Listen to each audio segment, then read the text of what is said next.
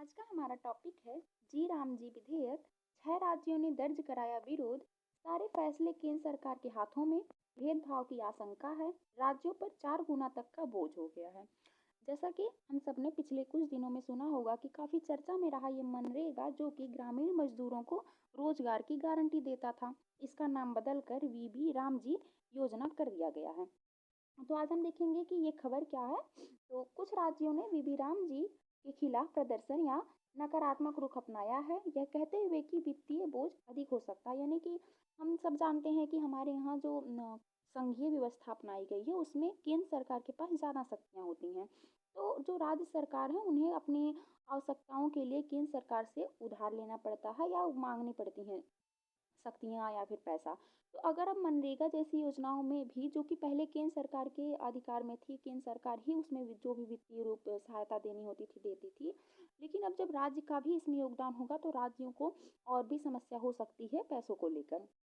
तो यही कहा गया है कि जो राज्य है उन पर वित्तीय बोझ अधिक हो सकता है। ठीक है। तो अगर देखें तो मनरेगा में बदलाव के विरोध में कांग्रेस शनिवार से 45 दिन तक चलने वाला आंदोलन शुरू कर रही है, ऐसा कहा गया है।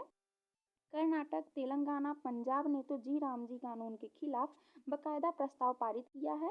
तमिलनाडु, केरल और पश्चिम बंगाल में खुलकर इसका विरोध किया जा रहा है। तो अगर आप नोटिस करेंगे तो ऐसा भी हो सकता है कि जहाँ जहाँ पर विपक्षी दलों की सरकार है वहाँ पर ऐसा हो सकता है हो रहा हो। जो भी हो, इन राज्यों की आपत्तियां हैं कि मनरेगा में महात्मा गांधी का नाम क्यों हटाया गया, जो कि जायज भी है क्योंकि उनकी एक पहचान बन गई थी। लोगों को उस नाम से मतलब हक मिल रहा था कि हम अब हमें काम मिल सकता है, हम जाकर मांग सकते हैं। योजना को मांग आधारित से आपूर्ति आधारित ढांचे में क्यों बनाया गया, ये राज्यों का या विपक्षी दलों की मांग है या दावा है। राज्यों में पर वित्तीय बोझ बढ़ाने के साथ साथ केंद्र सरकार का पूर्ण नियंत्रण क्यों थोपा गया। यानी कि जो वित्तीय सहायता है उसमें तो राज्य सरकार भी योगदान देगी, लेकिन जो नियंत्रण होगा वो पूरी तरह से केंद्र के हाथों में होगा। ठीक है।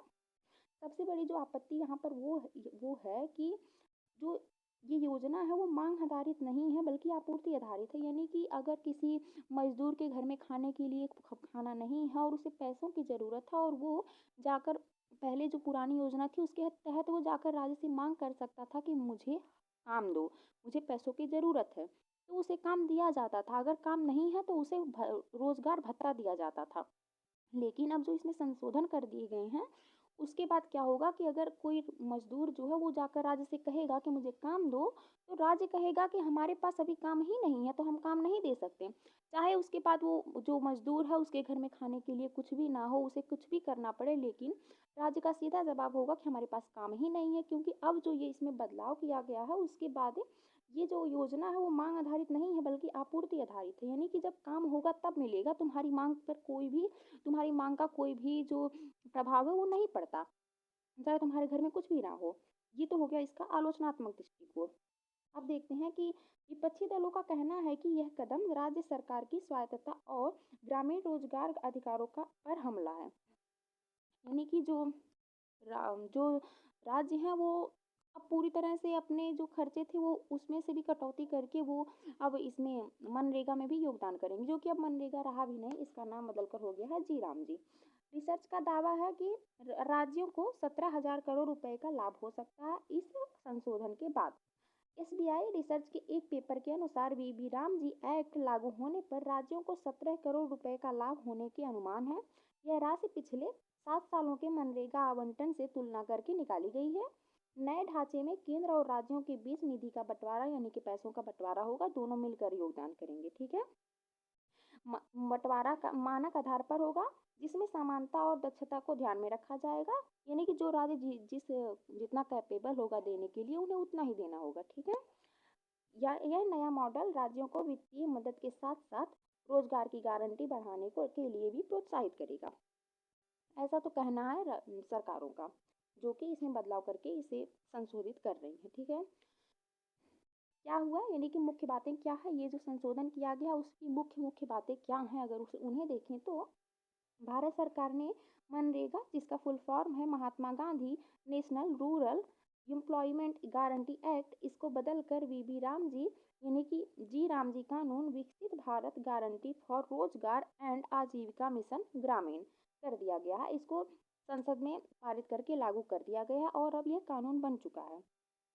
पहले इसमें जो मुख्य बातें हैं उसमें दूसरा क्या है, पहले 100 दिन का रोजगार गारंटी तय था, लेकिन अब बीबी राम जी में 125 दिन तक रोजगार दिया जाना प्रस्तावित किया गया है। पहले जो कम ही दिन था, 100 दिन ही था, लेकिन उस पे जो मजदूर थे उनका हक था, वो कानून काम को मांग सकते थे।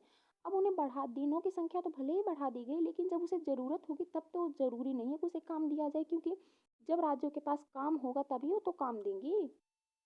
और अब इस योजना के खर्च का बोझ केवल केंद्र सरकार पर नहीं है, बल्कि राज्यों को भी इसके लिए हिस्सा देना होगा। पहले मनरेगा में मुख्यतः केंद्र सरकार ही इसका जो भी पैसा होता था वो देती थी। अब राज्य सरकारों का भी योगदान होगा, ठीक है।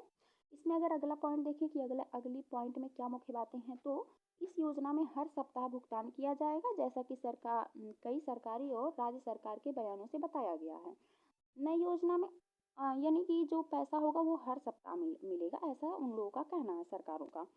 नई योजना में सिर्फ रोजगार ही नहीं, बल्कि अस्थायी आजीविका, कृषि, जल सुरक्षा, ग्रामीण ढांचा को भी शामिल किया जाएगा। कहा जो भी जाए, लेकिन इसके नुकसान ज़्यादा नजर आ रहे हैं फिलहाल तो, और फायदे थोड़े कम ही नजर आ रहे हैं। जो भी हो देखते हैं आगे।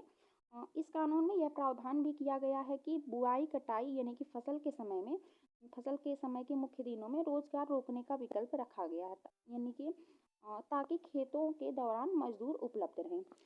यानी कि जो जब भी बुआई कटाई या फसलों के दिन होते हैं लगभग 60 दिन तक, तब तक इन रोजगार को रोक दिया जाएगा। इसका अलग अगर हम आलोचनात्मक दृष्टि से देखें इसके इस बिंदु में, तो सबसे बड़ी तो यही प्रॉब्लम होगी मजदूरों के पास कि जब पहले मजदूर खेतों में काम करने के लिए जाता था तो वो ये कहता था कि कम से कम उतना रुपया तो दो जितना मुझे मनरेगा में मिल रहा है।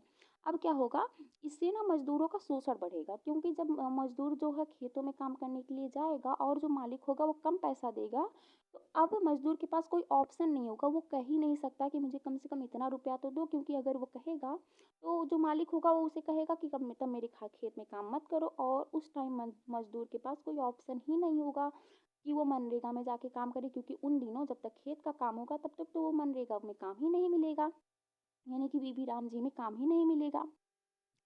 तो इससे जो क्या होगा ना कि मजदूरों का शोषण बढ़ेगा, मजदूर जो है कम से कम पैसों में भी काम करने के लिए राजी हो जाएगा खेतों में, क्योंकि उस टाइम तो उसे मनरेगा में काम नहीं मिल सकता, और घर बैठने से अच्छा वो सोचेगा कि कुछ ही रुपए मिल जाएं। ये पूरी तरह से इसका आलोचनात्मक जो बिंदु है वो यही है कि इससे मजदूरों का शोषण बढ़ेगा। अगर अगला पॉइंट देखें तो मजदूरों पर निगरानी और पारदर्शिता बनाए रखने के लिए तकनीकी उपायों का प्रयोग किया गया। इससे भी सबसे बड़ी समस्या हो सकती है, क्योंकि भारत आज भी इतना विकसित नहीं है कि उसके हर कोने कोने में इंटरनेट की व्यवस्था पूरी तरह से हो और नेटवर्क पूरी तरह हो, ऐसा तो हो ही नहीं सकता। तो सबसे पहली बात तो जो फोटो अपलोड करने के लिए जो निगरानी या पारदर्शिता बनाए रखने के लिए जो नियम लागू किए गए हैं, तकनीकी तरीके जो अपनाए गए हैं, उसमें सबसे बड़ी समस्या यही कि है कि हर गांव में इंटरनेट की उपलब्धता नहीं है, और जहां इंटरनेट है भी वहां ज़रूरी नहीं है कि हर समय नेटवर्क चलता रहे। और इससे जो सबसे बड़ी समस्या होगी वो यह होगी कि इससे जो भ्रष्टाचार है वो बढ़ेगा, क्योंकि लोग अगर अपनी फ़ोटो अपलोड नहीं कर पाएंगे या जो है इस तकनीकी रूप से अपने आप को प्रूफ नहीं कर पाएंगे कि हम आए हैं और हमने काम किया और हमें पैसे मिले, तो कोई ना कोई दूसरा रास्ता ज़रूर अपनाएंगे। इससे भ्रष्टाचार बढ़ने की ही आसार हैं, घटने के नहीं। तो ये थे इस बिंदु के कुछ आलोचनात्मक दृष्टिकोण। अब आगे देखें तो वाद विवाद और विरोध, यानी कि जो इसमें संशोधन किए गए हैं उसके अगेंस्ट क्या बातें कही जा रही हैं, वो अगर देखें तो विपक्ष और कुछ राज्यों का कहना है कि इस बदलाव से मनरेगा का अधिकार आधारित ढांचा कमजोर हो सकता है, और यह योजना ग्रामीण मजदूरों के लिए कम लाभदायक साबित हो सकती है, ठीक है। यानी कि जो मजदूर हैं उनके लिए कम ही लाभदायक है, उनका तो शोषण बढ़ने के आसार ज्यादा दिख रहे हैं, ठीक है। कई नेताओं ने यह भी कहा कि पुराने कानून में ग्रामीण मजदूरों के हक और अधिकार मजबूत थे, जबकि नया ढांचा जो है वो नियंत्रण उसका ज़्यादातर नियंत्रण केंद्र सरकार के हाथों में है। तो इससे जो है पूरी तरह से कुछ राज्य और मजदूर पूरी तरह से नाखुश हैं और नाराज भी हैं। देखिए अगर कि ग्रामीणों पर इसका क्या असर पड़ेगा, तो पहले तो रोजगार के अवसर बढ़ेंगे, जो कि पहले 100 दिन होते थे अब वो 125 दिन हो जाएंगे, ठीक है। अगला है वेतन हर हफ्ते दिया जाएगा, और जो तीसरा है वो रोजगार सिर्फ मजदूरी नहीं लंबे समय तक सामुदायिक विकास का कार्य भी उसमें शामिल है। यानी कि जो रोजगार मिलेंगे अब वो सिर्फ मजदूरी नहीं होंगे, उसमें जो काफ़ी विकास के भी काम किए जाएंगे और आसपास की जगहों पे काम मिलेंगे तो आसपास का विकास भी होगा। और अगला जो है, लेकिन कुछ विशेष समूहों जैसे मजदूर एवं महिलाओं को नए नियमों से अलग अलग प्रभाव मिल पड़ सकते हैं, यानी कि जरूरी नहीं है कि सब पर सेम प्रभाव ही पड़े, अलग अलग लोगों पे अलग अलग प्रभाव पड़ सकते हैं। ठीक है, अगर इसका हम निष्कर्ष देखें तो वीबी राम जी योजना का उद्देश्य मनरेगा से आगे बढ़कर ग्रामीण समस्याओं का समग्र और अस्थायी समाधान करना है। यदि इसे प्रभावी ढंग से लागू किया गया तो यह ग्रामीण विकास की दिशा में एक महत्वपूर्ण कदम साबित हो सकता है। ऐसा तो सरकारों का कहना है, पर हमने इसका आलोचनात्मक दृष्टिकोण भी देखा कि इससे क्या क्या समस्याएं आ सकती हैं नॉर्मल लोगों, साधारण लोगों के जीवन में, मजदूरों के जीवन में खासकर, और राज्यों को क्या समस्याएं हैं ये हमने इसका जो वर्तमान समय में कहा जा रहा है वो भी पहलू भी देख लिया और इसका बैकग्राउंड भी समझ लिया। तो आज के लिए इतना ही। Thank you.